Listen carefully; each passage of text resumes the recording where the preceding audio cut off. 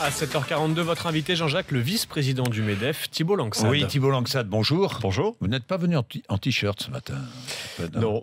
Je vous êtes offert un costume alors? Bon, le temps n'est pas propice, mais Oui. non, je suis un peu scandalisé par finalement le déchaînement de violence que je peux voir sur Twitter, sur les réseaux sociaux, à l'égard finalement du patronat, mais d'autres syndicats réformateurs, moi même du gouvernement. Ce que je veux dire, c'est que, et on peut les nommer, la CGT distille un climat de violence verbale, mais qui va se traduire probablement par les actes, qui est assez dangereux. Je voudrais rappeler à M. Martinez, oui. Je voudrais rappeler à M. Martinez que l'appel à la violence, c'est 1 an d'emprisonnement et 45 000 € d'amende. Donc il faut faire extrêmement attention aux tweets, aux éléments de langage. Quand on voit des fiches de police, vous en avez fait d'ailleurs même la publicité qui montre la police qui tape avec du sang sur les matraques. Quand on voit des t-shirts ensanglantés qui montrent finalement c'est ce qui réserve aux organisations syndicales, je trouve ça extrêmement dangereux. Est-ce que le MEDEF pourrait déposer plainte? Eh bien, c'est une question que nous nous posons. Vous vous posez? À la fois, oui, c'est une question que nous nous posons, à la fois sur la dégradation qu'il y a, sur la situation économique qui est en train de se dégrader avec des actes volontaires pour réduire à néant certaines activités économiques. Et puis, quand on voit finalement cette haine verbale qui appelle à la violence, on peut se poser la question et nous regardons sérieusement s'il faut déposer plainte. Déposer plainte contre la CGT, contre M. Martinez. C'est-à-dire que déposer plainte contre les actes de violence verbale que nous avons, c'est une question que nous remontons et que nous avons remontée par nos adhérents qui nous disent mais déposez plainte quand vous le pouvez. Donc nous allons regarder ça avec beaucoup de sérieux. Oui, vos adhérents qui sont victimes de débordements. Vous me parliez tout à l'heure de ce qui s'était passé à Rennes, je crois, dans le local du MEDEF. Oui, à Tours également. À Tours. Donc on a de plus en plus d'exactions. Alors là, c'est plus compliqué. Il y a des plaintes qui ont été évidemment déposées et donc il y a des instructions en cours. La loi travail, moi je me souviens de la menace que vous brandissiez.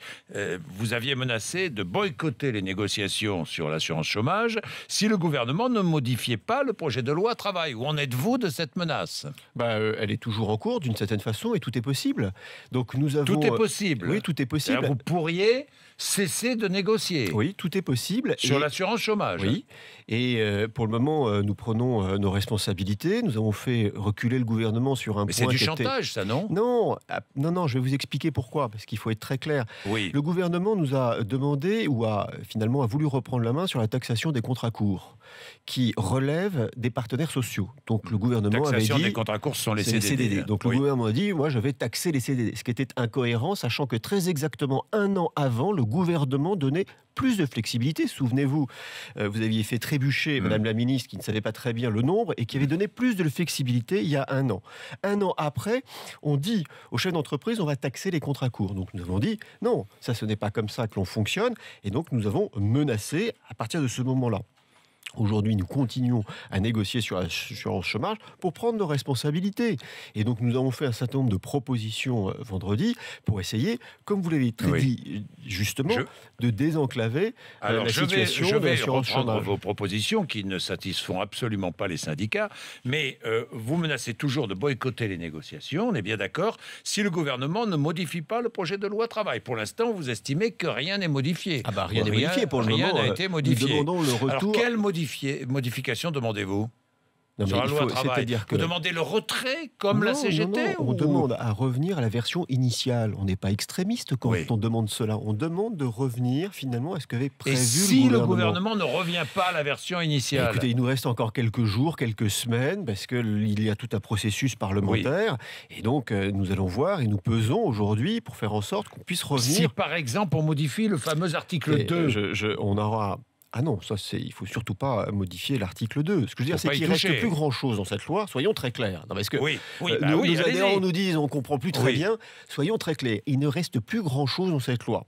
Il n'y a plus rien pour les PME-TPE. Il n'y a plus rien pour les PME-TPE. Mais ce qui reste, c'est l'article 2 qui tente finalement à nous emmener sur un changement de paradigme au moment où nos politiques auront un peu plus de courage. C'est ça le sujet. Et l'article 2, pour être très clair, c'est de faire en sorte qu'on ait plus de pouvoir dans l'entreprise. Négociation dans l'entreprise qui prime sur la négociation de branche. De branche. Bon, c'est le bon sens. C'est plébiscité par tout le monde. Pour le moment, on met juste le décor en espérant que par la suite, il y ait des mesures qui permettent de pouvoir mieux rendre possible cet article. Bon, la menace donc, du boycott reste là. Thibault Langsat, vous faites des propositions sur l'UNEDIC, sur l'assurance chômage. Alors, baisser la durée des allocations chômage pour les seniors en repoussant l'âge d'entrée dans la filière senior de 50 à 59 ans. Oui, mais ça, c'est cohérent par rapport à l'âge de la retraite, notamment des retraites complémentaires. Ce que je veux dire, c'est qu'on a allongé la durée du travail, compte tenu du fait que l'espérance de vie se prolonge, et donc il a fallu adapter ce barème. Ça, c'est une question de cohérence. Donc, on demande un effort. Toutefois, ça ne change rien en termes d'indemnisation, puisqu'on reste sur le socle général pour les 50-55 ans. Sanctionner l'absence de recherche d'emploi. Expliquez-nous. Alors ça se fera en démarche avec Pôle emploi, donc c'est une proposition. Oui. C'est-à-dire que quelqu'un qui est au chômage et qui ne fait pas de recherche d'emploi aura une dégressivité. En tout cas, c'est ce que nous demandons. Il n'est pas normal que pendant une indemnisation de 24 mois, quelqu'un ne fasse rien et aucune demande Mais de personne recherche. ne fait rien pendant 24 mois, non, Thibault Langsat? C'est une question de principe.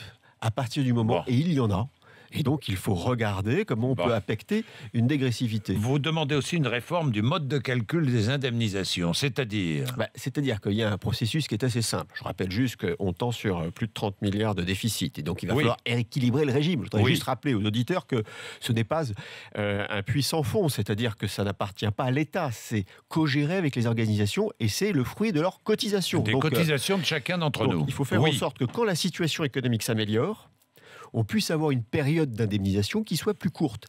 Et, parallèlement, quand une situation... Combien de temps? Ça, c'est une proposition. Vous avez bien vu que le texte... Oui, c'est une proposition. Non, mais c'est une proposition. Et donc, aujourd'hui, vous avez 24 mois fermes.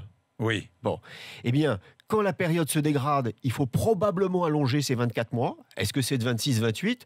Et quand la période devient plus propice, c'est-à-dire qu'on a une capacité d'embauche qui est plus forte, est-ce qu'il ne faut pas la réduire? C'est ça la vraie question. Et ça choque qui? Personne.